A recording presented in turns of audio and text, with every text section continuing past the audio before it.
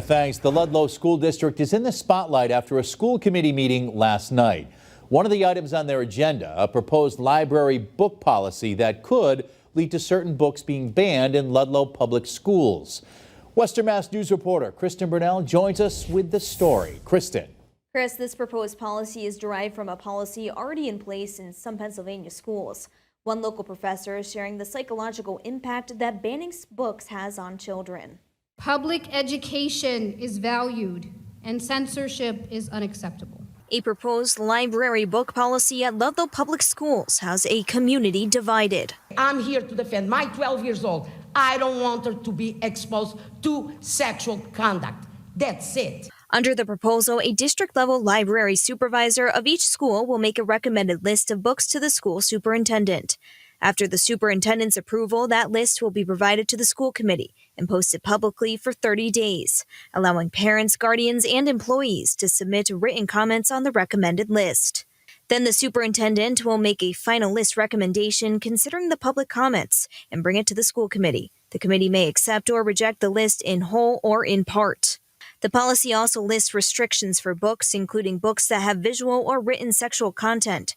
School committee member Diaz introduced the policy, saying the current policy has not been reviewed since 2017 and puts the town at risk of a civil lawsuit. The current policy leaves a lot of the decision making to a librarian. If that librarian makes the wrong decision on a book, and it's the decision that you don't like, you'll probably sue her or him.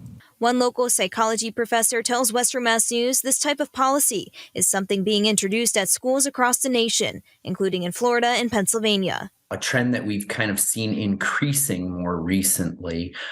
There are a number of effects, and I would say that they're largely negative effects to this happening. And he shares the psychological impact of banning books in schools. Books are a manifestation of our First Amendment right of freedom of speech. It tends to isolate and ostracize certain groups of individuals.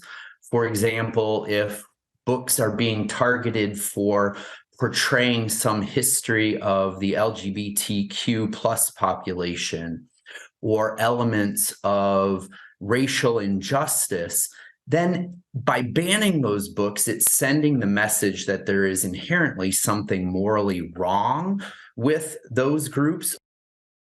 Now, CCAT adds that he expects to see more research and studies on this topic in the future. Reporting live in studio, Kristen Burnell, Western Mass News. Kristen.